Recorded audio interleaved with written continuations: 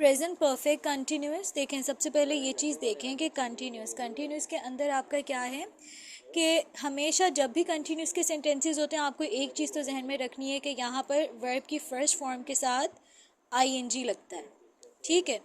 अच्छा, अब अगर बात प्रेजेंट की हो रही है, प्रेजेंट परफेक्ट, तो प्रेजेंट परफेक्ट में हमारा वर्ब कौन सा लगता है, हेल्पिंग वर्ब लगता था हैज़ और have, but because it is present perfect continuous तो आपने क्या लगा देना है, has been and have been, that's it, ठीक है जी।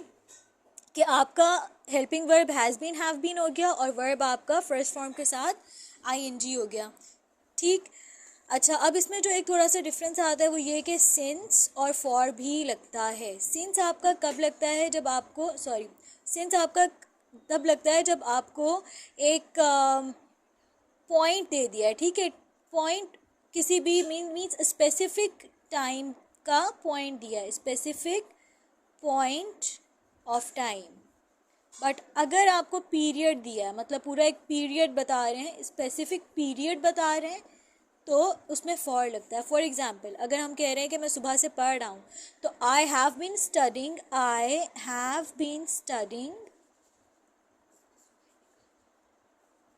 Since morning. क्यों? क्योंकि उन्होंने एक पॉइंट दे दिया है कि सुबह से पढ़ा, लेकिन अगर यहाँ पर होता 10 घंटे से पढ़ रहा हूँ तो आप क्या कहेंगे, फॉर 10 आवर्स, क्योंकि 10 घंटे में पूरा टाइम पीरियड दे दिया एक स्पेसिफिक। हाँ, अगर ये कहा जाता कि 10 बजे से पढ़ रहा हूँ 10 PM, तो उसके साथ आपका लगता है सिंस।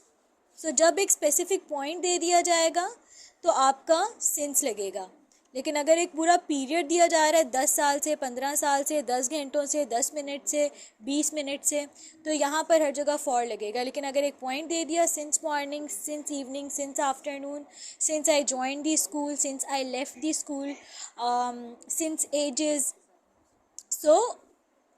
फॉर एजेस के अंदर भी मतलब कई कई सदियों से, 4 सेंचुरीज़, सिंस सेंचुरीज़ नहीं आएगा, 4 सेंचुरीज़ आएगा, मतलब कई सदियों से, क्योंकि यहाँ पर भी स्पेसिफिक टाइम नहीं दिया, आपको एक पीरियड बताया। सो प्रेजेंट परफेक्ट कंटिन्यूस आपका काम इस तरह का होगा कि वो कंटिन्यू है और एक स्पेसिफिक टाइम दिया जाएगा, उसके लिए आप हैज़ बीन और हैव बीन हेल्पिंग वर्ब लगेगा और वर्ब की हमेशा फर्स्ट फॉर्म आएगी। अब आ जाते हैं पास्ट परफेक्ट पे।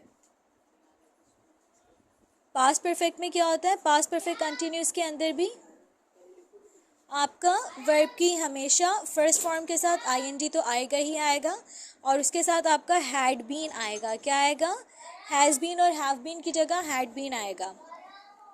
फर्स्ट फॉर्म प्लस आईएनजी के साथ आपका हैड बीन आएगा, यानी कि मैं सुबह से पढ़ रहा था, I had been studying since morning, ठीक है जी। तो I had been studying since morning. सिर्फ 2 टिप्स आपने याद रखनी है कि जब भी प्रेजेंट परफेक्ट कंटिन्यूस की बात की जाए या पास्ट परफेक्ट कंटिन्यूस की बात की जाए, इनफैक्ट कोई भी कंटिन्यूस टेंस होगा तो उसके लिए आपको फर्स्ट फॉर्म के साथ आईएनजी लगाना है।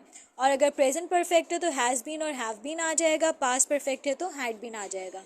हैज़ बीन आपका कहाँ आता है, जब भी आप सिंगुलर सब्जेक्ट की बात करेंगे तो हैज़ बीन आएगा, और हैव बीन कहाँ आएगा, आई, यू और प्लूरल सब्जेक्ट के साथ ही। अच्छा जी, तो ये 2 टॉपिक तो क्लियर हो गए, प्रेजेंट परफेक्ट और पास्ट परफेक्ट का। अब आ जाते हैं हम लोग कंडीशनल सेंटेंसेस पे। फर्स्ट कंडीशनल, सेकंड कंडीशनल और थर्ड कंडीशनल होते हैं, लेकिन आज हम लोग करेंगे third conditional. Third conditional sentence कौन से होते हैं, कंडीशनल सेंटेंसेस हमारे हमेशा 2 सेंटेंसेस पे कंसिस्ट, दे कंटेन 2 सेंटेंसेस। जो फर्स्ट होता है उसके अंदर आता है इफ़। इट्स नॉट नेसेसरी कि पहले सेंटेंस में इफ़ आए, लेकिन एक सेंटेंस में इफ़ होता है और एक सेंटेंस होता है आपका सिंपल। जो इफ़ वाला सेंटेंस है उसके अंदर आपने ये बात याद रखनी है कि इफ़ वाले सेंटेंस में आपका आता है हैड प्लस वर्ब की हमेशा थर्ड फॉर्म, यानी कि पास्ट पार्टिसिपल। तो कंडीशनल सेंटेंसेस के लिए आपको जो चीज़ करनी है, आपको वर्ब की फॉर्म्स याद करनी है, हर वर्ब की थर्ड फॉर्म आपको अच्छे से आनी चाहिए है।